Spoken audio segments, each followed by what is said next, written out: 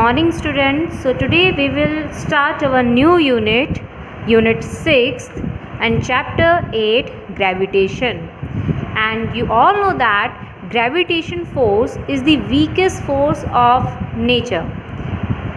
जैसे कि आपने सबसे पहली यूनिट में पढ़ा था कि जो ग्रेविटेशन फोर्स होता है वो कैसा टाइप का फोर्स होता है, सबसे वीकेस्ट फोर्स होता है पूरे नेचर में या यूनिवर्स में। ओके, तो यही यूनिट हम यहाँ पे आज स्टार्ट करने वाले हैं और इसमें जो सबसे पहला टॉपिक है वो है Kepler's law of planetary motion. तो इसे स्टार्ट करने से पहले आपको ये पता होना चाहिए कि कैप्लर से पहले बहुत सारे ऐसे साइंटिस्ट आए थे, जैसे कि 498 AD की बात है, 498 AD की बात है। उसमें एक इंडियन मैथमेटिशियन थे और एस्ट्रोनॉमर भी थे वो, जिनका नाम था आर्यभट्ट। आपने नाम सुना होगा आर्यभट्ट, ठीक है। इन्होंने क्या सबसे पहले प्रपोज किया था, उन्होंने अपनी थ्योरी में ये दिया था कि जो अर्थ है वो सन के ऑल अराउंड क्या करती है, रिवॉल्व करती है। अर्थ जो है वो सन के ऑल अराउंड रिवॉल्व करती है और रिवोल्यूशन के साथ साथ ये जो अर्थ है वो अपनी ही एक्सिस में रोटेट भी करती है। तो ये सबसे पहले किसने बताया था, यहाँ पे आर्यभट्ट ने बताया था अपनी थ्योरी में 498 AD में। उसके बाद 1543 में एक पोलिश एस्ट्रोनॉमर आए जिनका नाम था निकोलस कोपरनिकस। इन्होंने जो आर्यभट्ट की थ्योरी है उसको थोड़े एडवांस आइडिया दिया। एडवांस आइडिया ये दिया कि सिर्फ अर्थ ही एक प्लैनेट नहीं है जो सन के ऑल अराउंड रिवॉल्व कर रहा है, बल्कि ऐसे और भी प्लैनेट्स है, ऑल दी प्लैनेट्स, बहुत सारे ऐसे प्लैनेट्स हैं जो कि यहाँ पे अर्थ की तरह उस सन के ऑल अराउंड रिवॉल्व करते हैं। वो भी कैसे पाथ में, सर्कुलर पाथ में। तो अभी तक आपने जो बाकी के 8 प्लैनेट्स पढ़े थे पहले, क्योंकि पहले क्या बोला जाता था 9 प्लैनेट्स है, उस टाइम पे प्लूटो को भी प्लैनेट सोलर सिस्टम के अंदर लिया जाता था, लेकिन प्लूटो को जब हटा दिया गया तो टोटल प्लैनेट्स कितने हो गए हैं, 8 प्लैनेट्स हो गए हैं। तो बाकी जितने भी प्लैनेट्स हैं कि वो रिवॉल्व कर रहे हैं सन के ऑल अराउंड, ये सबसे पहले किसने बताया था, निकोलस कोपरनिकस ने बताया था, ठीक है। अब इसके बाद बात आती है कैप्लर की। कैप्लर एक साइंटिस्ट थे जिन्होंने लॉज ऑफ प्लैनेटरी मोशन जो दिया था वो एम्पिरिकल फॉर्म में दिया था। एम्पिरिकल का मतलब क्या, आप देखिए जैसे आर्यभट्ट और निकोलस कोपरनिकस ने किस तरीके से ये जो हमारे पास इन्होंने थ्योरी दी है वो कैसे दी है, एक तरीके से लॉजिक बनाया है, एलिगेंट एक थ्योरी दी है, जिन्होंने कोई भी एक्सपेरिमेंट नहीं किया था, एक्सपेरिमेंटल डाटा उनके पास नहीं था, लेकिन कैप्लर के पास एक्सपेरिमेंटल डाटा था। उन्होंने एक्सपेरिमेंटल डाटा की हेल्प से ये जो 3 लॉज हैं, लॉज ऑफ प्लैनेटरी मोशन, उनको एक्सप्लेन किया, ठीक है। अब एक एक करके हम इन लॉज को समझते हैं। तो Kepler's laws of planetary motion का ये फर्स्ट लॉ है जिसको हम जानते हैं लॉ ऑफ ऑर्बिट के नाम से भी। तो लॉ ऑफ ऑर्बिट एक्चुअली क्या एक्सप्लेन करता है, ये एक्सप्लेन करता है कि जो प्लैनेट है वो इस पर्टिकुलर सन के अराउंड किस पर्टिकुलर पाथ में यहाँ पे क्या कर रहा है, चक्कर काट रहा है।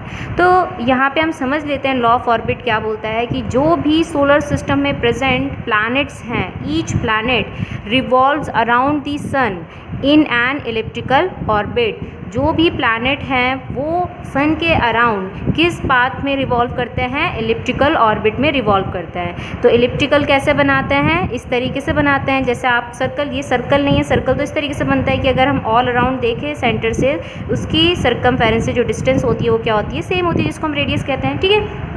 बट इलिप्स कैसा होता है, वो थोड़ा इस टाइप का होता है। जैसे हम क्या करते हैं, ओवल शेप बनाते हैं, तो ओवल शेप को अगर मैं 2 डायमेंशनल शेप में कट करूँ तो 2 डायमेंशनली ये जो हमारे पास बन रहा है ये क्या बन रहा है, इलिप्स बन रहा है, ओके। अब जैसे सर्कल के पास एक सेंटर होता है तो वैसे ही इलिप्स के भी पास क्या होते हैं, फोकस होते हैं। अब फोकस कितने, 2 फोकस, तो इसलिए हम यहाँ पे फोकाई कहते हैं। जैसे रेडियस को रेडियाई कहते हैं तो यहाँ पे फोकस को फोकाई कह रहे हैं। तो या तो फोकस इस वाले पॉइंट पे होगा या तो फोकस इस वाले पॉइंट पे होगा। तो लॉ ऑफ ऑर्बिट ये कहता है कि जितने भी प्लैनेट है, each planet revolves around the sun in an elliptical orbit. Elliptical orbit में वो प्लैनेट रिवॉल्व करते हैं और जिसमें जो सन है वो उस इलिप्टिकल पाथ के किसी एक फोकस में प्रेजेंट रहता है। तो मैंने सन को इसके एक फोकस में प्रेजेंट करवा रखा है, बना रखा है, तो आपको दिख रहा होगा ये इलिप्टिकल पाथ है और उसके एक फोकस में कौन प्रेजेंट है, यहाँ पे सन प्रेजेंट है। एक और बार सुन लीजिए, लॉ ऑफ ऑर्बिट क्या बोलता है, each planet revolves around the sun in an elliptical orbit, और जो सन है वो इलिप्टिकल पाथ के किसी भी एक फोकस में क्या रहेगा, प्रेजेंट रहेगा। तो ये है लॉ ऑफ ऑर्बिट, जिससे हमें पता लग रहा है कि जो भी प्लैनेट है वो सन के ऑल अराउंड कैसे पाथ में रिवॉल्व करता है, इलिप्टिकल पाथ में रिवॉल्व करता है। नेक्स्ट जो लॉ है वो है लॉ ऑफ एरिया से रिलेटेड।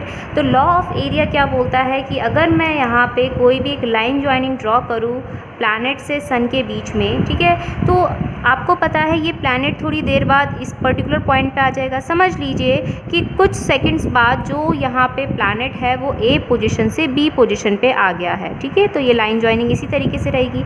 तो आपको यहाँ पे दिख रहा होगा कि इस पर्टिकुलर पॉइंट पे जहाँ पे ये इस सन से ए से बी की पोजीशन पे गया है ये प्लैनेट, तो ये बीच में एक एरिया स्विप कर रहा है। एक एरिया क्या कर रहा है, स्विप कर रहा है, एक एरिया फॉर्म कर रहा है। तो ये आपको याद रखना है कि per unit equal interval of time या पर यूनिट ऑफ टाइम पे अगर हम देखें तो जो प्लैनेट है वो इक्वल एरिया स्विप आउट करता है in equal interval of time पे। दोबारा बता रही हूँ कि जब यहाँ पे कोई प्लैनेट क्या कर रहा है, रिवॉल्व कर रहा है, तो वो इक्वल इंटरवल ऑफ टाइम में इक्वली एरिया क्या करता है, स्विप करता है। तो इट मीन्स अगर हमने यहाँ पे टाइम लिमिट t मान ली है और ऐसे ही अगर ये प्लैनेट घूमते घूमते इस पर्टिकुलर पोजीशन पे आएगा एंड देन इस पोजीशन पे आएगा t टाइम पे, तो इसका मतलब क्या होगा कि जितना एरिया इसने यहाँ पे स्विप किया है उतना ही एरिया वो t टाइम पे यहाँ पे भी क्या करेगा, स्विप्स आउट करेगा।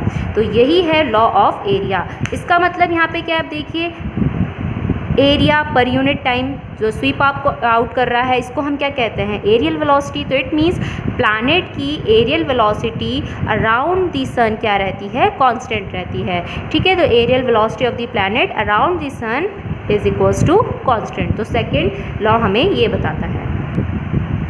थर्ड जो हमारे पास लॉ है वो है law of time periods. Time period आपको पता ही है, time taken by a planet to complete one revolution. एक रेवोल्यूशन कंप्लीट करने में उस प्लैनेट को कितना टाइम लग रहा है उसी को क्या कहता है, उसका टाइम पीरियड। तो लॉ ऑफ टाइम पीरियड्स क्या बताता है, ये बताता है कि अगर हम square of its time period कर लें, उस प्लैनेट का square of its time period कर लें, तो वो डायरेक्टली प्रोपोर्शनल निकल के आता है किसके, cube of the semi major axis of the elliptical orbit. ये आर यहाँ पे क्या है, सेमी मेजर एक्सिस। अब ये मेजर एक्सिस क्या होती है, तो आपको यहाँ पे दिख रहा होगा ये इलिप्टिकल पाथ है किसी एक पर्टिकुलर रिवॉल्विंग यहाँ पे प्लैनेट का, जिसमें हम यहाँ पे से इधर से लेकर इतनी डिस्टेंस, ये क्या बोलते हैं, इसे हम मेजर एक्सिस कहते हैं। और अगर हम इसका इतना पार्ट मतलब हाफ पार्ट ले लें, जहाँ सन से लेकर उस प्लैनेट की डिस्टेंस ले लें मेजर वाली, ठीक है, तो इसको हम कहते हैं सेमी मेजर एक्सिस, जिसको मैंने यहाँ पे किससे इंडिकेट करा है, आर से।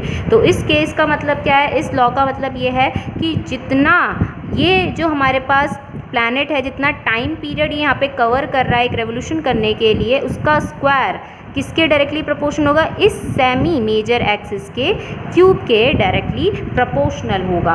और इसी से हम एक एक्सप्रेशन भी निकाल सकते हैं, वो क्या, वो देखिए इस तरीके से। तो समझ लीजिए आपके पास कोई से भी दो प्लैनेट्स दे रखे हैं, उनके टाइम पीरियड्स, जैसे कि मैंने पहले प्लैनेट का टाइम पीरियड ले रखा है t1 और उसका जो भी सेमी मेजर एक्सिस बनेगा उसको r1 इंडिकेट कर रखा है, और सेकंड जो प्लैनेट है उसका टाइम पीरियड मैंने t2 लेट कर रखा है एंड उसका सेमी मेजर एक्सिस मैंने लेट कर रखा है r2। So from law of time period के हिसाब से हम पहले प्लैनेट के लिए रिलेशन ये लिखेंगे, t1 का square is directly proportion to r1 का क्यूब, और इसको हम क्या लिख सकते हैं, डायरेक्टली प्रोपोर्शन का साइन हटेगा और यहाँ पे एक कांस्टेंट लग जाएगा, प्रोपोर्शनैलिटी कांस्टेंट, जो कि है k। ओके, ऐसे ही हम यहाँ पे सेकंड प्लैनेट के लिए लॉ ऑफ टाइम पीरियड के हिसाब से ये एक्सप्रेशन लिख देंगे और इसमें भी हम डायरेक्टली प्रोपोर्शन का साइन हटा के एक प्रोपोर्शनलिटी कांस्टेंट लगाएंगे के।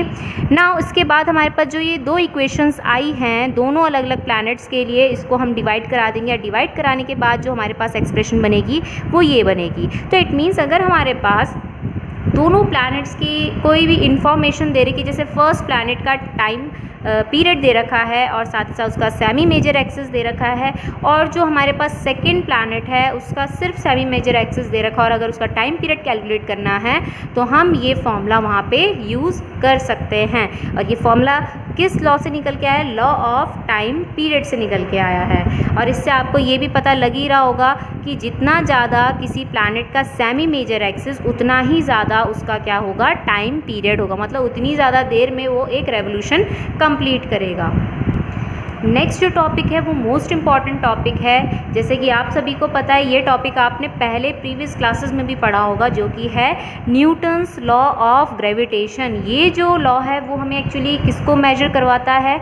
ये मेजर करवाता है gravitation force exerted between two bodies के बारे में हम यहाँ पे पढ़ सकते हैं इस लॉ के थ्रू, और साथ ही साथ हम यहाँ पे कैलकुलेट कर सकते हैं कि कितना amount of gravitation force exert हो रहा है दो बॉडीज़ के बीच में। तो ये लॉ क्या स्टेट करता है? ये लॉ स्टेट करता है every body in this universe attracts every other body with a force which is directly proportional to the product of their masses and inversely proportional to the square of the distance between them। ये आपने पढ़ रखा है।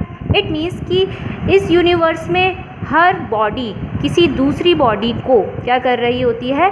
Attract कर रही होती है एक पर्टिकुलर फोर्स से। वो कौन सा फोर्स होता है? ग्रेविटेशन फोर्स, ठीक है, जिसमें वो फोर्स डायरेक्टली प्रोपोर्शनल होता है प्रोडक्ट ऑफ देयर मासेस। तो मैंने यहाँ पे टू बॉडीज़ बना रखी है, m1 और m2 उनके मासेस है। तो ये जो फोर्स होगा वो डायरेक्टली प्रोपोर्शनल होगा उन दोनों के मासेस के प्रोडक्ट के, and inversely proportional to the square of the distance between them. उन दोनों के बीच की डिस्टेंस मैंने कितनी ले रखी है? r ले रखी है। तो यहाँ पे इन दोनों के बीच में जो फोर्स ऑफ अट्रैक्शन लग रहा है तो वो किसके डायरेक्टली प्रोपोर्शन होगा? सॉरी, इन्वर्सली प्रोपोर्शन होगा square of the distance between them. और ये जो इकलौता ये लॉ है इसको हम इन्वर्स स्क्वायर लॉ भी कहते हैं, आपको याद रखना है, ठीक है। जो ये सेकंड लिखा हुआ है ना, फोर्स इज डायरेक्टली या inversely proportional to the square of the distance between them, इसको हम कहते हैं इन्वर्स स्क्वायर लॉ, जो कि हमें ये बताता है कि अगर हमने डिस्टेंस बढ़ा दी फोर्स की वैल्यू कम हो जाएगी, अगर डिस्टेंस कम कर दी, r की वैल्यू कम कर दी, तो यहाँ पे फोर्स की वैल्यू बढ़ जाएगी, ठीक है। इन दोनों को अगर हम कंबाइन करेंगे, combining equation 1 and 2, then we get F is directly proportional to m1 m2 upon r square, where we put here proportionality constant which is known as universal gravitational constant. ये आपने पढ़ा होगा कैपिटल जी यहाँ पे क्या है? Proportionality constant, जिसको हम क्या कहते हैं? Universal gravitation constant. It means आप यूनिवर्स में कहीं भी चले जाएं वहाँ पे इस जी की, कैपिटल जी की वैल्यू ऑलवेज रिमेन्स क्या रहेगी? सेम रहेगी। बाकी सबको हम एज इट इज़ लिख लेते हैं। अब यहाँ पे जो जी है यूनिवर्सल ग्रेविटेशनल कांस्टेंट, इसकी वैल्यू कितनी होती है? तो ये भी आपने पढ़ी होगी, 6.67 × 10⁻11 न्यूटन मीटर स्क्वायर पर kg²। तो ये है हमारे पास यूनिवर्सल ग्रेविटेशन कांस्टेंट की वैल्यू। और इस लॉ से हमें ये पता लगता है कि अगर हम बात कर रहे हैं अर्थ और एप्पल, जैसे कि आप इससे रिलेटेड जोक भी पढ़ते हैं कि न्यूटन ने ग्रेविटी किस तरीके से फाइंड आउट करी, ये लॉ किस तरीके से बनाया कि उनके सर पे एप्पल गिर गया था। तो इस तरीके से आपने एक वहाँ पे कहानी भी बना रखी है। तो यहाँ पे समझ लीजिए जैसे एप्पल है, एप्पल अगर नीचे ड्रॉप हो रहा है अर्थ में, तो अर्थ उस पर क्या लगा रही है? ग्रेविटेशन फोर्स ऑफ अट्रैक्शन लगा रही है। तो वहाँ पे उतना ही फोर्स वो एप्पल उस अर्थ पे भी एक्सर्ट कर रहा है, ग्रेविटेशन फोर्स ऑफ अट्रैक्शन। तो आपको यहाँ पे दिख रहा होगा ना, m1 जितना अमाउंट ऑफ ग्रेविटेशन फोर्स इस पे लगा रहा है F, उतना ही m2 इस m1 पे क्या लगाएगा? ग्रेविटेशन फोर्स ऑफ अट्रैक्शन लगाएगा F। तो दोनों के बीच में जो फोर्स मैग्नीट्यूड होगा वो क्या होगा? सेम होगा, ओके। अब जब हम नेक्स्ट स्टार्ट कर रहे हैं यहाँ पे, तो बात आती है, ये तो आपको याद करना ही पड़ेगा, physicals to ji m1 m2 upon r²। ये फॉर्मूला अच्छे से पढ़ लीजिए, ओके। एंड देन इसके बाद आता है acceleration due to gravity, small g। और इससे पहले आपको एक चीज़ बता देते हैं, जैसे कि ये ग्रेविटेशन कांस्टेंट है हमारे पास कैपिटल जी, इसको किसने कैलकुलेट किया था, इसकी जो वैल्यू है किसने डिटरमाइन करी थी, तो ये एक साइंटिस्ट थे हेनरी कैवेंडिश, जिन्होंने टॉर्शन बैलेंस के थ्रू ये यूनिवर्सल ग्रेविटेशन कांस्टेंट की वैल्यू वहाँ पे कैलकुलेट करी थी। और अगर इसका डायमेंशन फार्मूला निकालने के लिए आता है तो आपको अच्छे से पता होना चाहिए, इसी फॉर्मूले के थ्रू हम इसका डायमेंशन फार्मूला निकाल सकते हैं। लर्न करने की ज़रूरत नहीं है, आपको इसे डिड्यूस करना आना चाहिए। m-1 L³ एंड T-2, तो ये है ग्रेविटेशन कांस्टेंट का डायमेंशनल फॉर्मूला। तो सबसे पहले हम यहाँ पे ग्रेविटी समझ लेते हैं। जैसे कि आप सभी को पता है ग्रेविटी या फिर ग्रेविटेशनल पुल हम इसे कहते हैं, ये क्या होता है, this is the force of attraction exerted by earth on a body. किसी बॉडी पे जो अर्थ है वो अगर फोर्स ऑफ अट्रैक्शन एक्सर्ट कर रही है टुवर्ड्स इट्स सेंटर, वो है यहाँ पे ग्रेविटेशन पुल और ग्रेविटी। ओके, अब आपको पता है कि जब आप क्या करते हैं किसी एक पर्टिकुलर हाइट से, ठीक है, अर्थ की सरफेस पे किसी एक पर्टिकुलर हाइट पे कोई एक ऑब्जेक्ट को ड्रॉप करते हैं, तो ऑब्जेक्ट को ड्रॉप करते टाइम यहाँ पे ये बॉडी क्या होगी, ये नीचे की तरफ गिरेगी। और ये किस इफ़ेक्ट की वजह से गिरेगी, under the effect of gravity.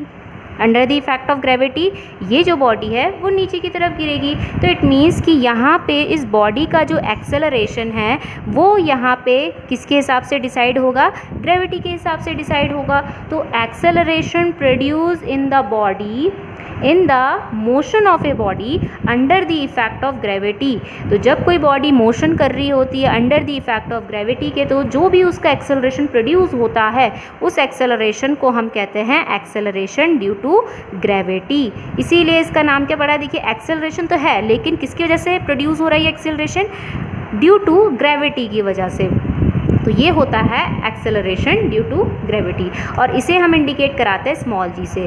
अब आपको पता है कैपिटल जी तो कांस्टेंट रहता है पूरे यूनिवर्स में, आप कहीं भी चले जाए, लेकिन जो स्मॉल जी की वैल्यू होती है वो सरफेस, अर्थ की सरफेस पे होती है 9.8 मीटर पर सेकेंड स्क्वायर, और ये प्लेस टू प्लेस जाने पर वेरी करती रहती है। इट मीन्स कि अगर आप पोल पे चले गए तो पोल पे कुछ और होगी, अगर आप इक्वेटर पे चले गए इक्वेटर पे कुछ और होगी, अगर सेंटर पे चले गए अर्थ के तो सेंटर पे जाके ये 0 हो जाएगी, अगर आप मून पे चले गए तो स्मॉल जी की वैल्यू उस हिसाब से क्या होती रहेगी, चेंज होती रहेगी। तो आपको यहाँ पे ये चीज़ याद रखनी है क्या, कि जो स्मॉल जी है वो क्या होता रहता है, प्लेस टू प्लेस चेंज होता रहता है। ओके, और अगर अर्थ के लिए पूछा जाए कि स्मॉल जी की वैल्यू मैक्सिमम कहाँ पे होती है, तो अर्थ की सरफेस पे होती है स्मॉल जी की वैल्यू मैक्सिमम, और वो कितनी होती है 9.8 मीटर पर सेकेंड स्क्वायर, और कहीं कहीं पे अप्रॉक्सीमेटली इसे 10 मीटर पर सेकेंड स्क्वायर भी लिया जाता है।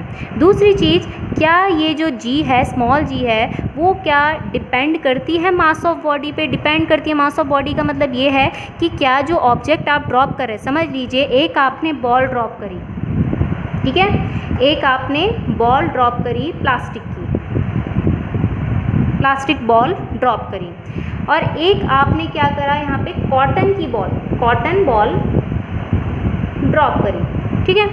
अब आपसे बोला गया कि एक सेम हाइट पे इन दोनों बॉल को ड्रॉप करना है सरफेस पे, तो जब ये यहाँ पे नीचे पहुँचेंगी तो कौन सबसे पहले पहुँचेंगी, यहाँ पे आपको एयर रेजिस्टेंस को नेग्लेक्ट करके चलना है। आपको पता है एयर रेजिस्टेंस भी कुछ ना कुछ लगेगा, लेकिन एयर रेजिस्टेंस को अभी आप नेग्लेक्ट करके चलो, अभी हम सिर्फ ग्रेविटी को अंडर कंसिडरेशन में ले रहे हैं। तो आपको बताना है सबसे पहले कौन सी बॉल यहाँ सरफेस पे पहुँचेगी पहले। तो इट मीन्स कि यहाँ पे आपको पता होना चाहिए कि जो स्मॉल जी है वो इन पर्टिकुलर बॉडीज़ के मासेस पे डिपेंड नहीं करता, वो सिर्फ किस पे डिपेंड करेगा, जिस पर्टिकुलर ऑब्जेक्ट के अंदर, जैसे हम अर्थ के अंदर हैं, अर्थ की सरफेस में है, तो वो सिर्फ अर्थ के मास पे डिपेंड करेगा, ना कि उस पर्टिकुलर फॉलिंग बॉडी के मास पे डिपेंड करेगा।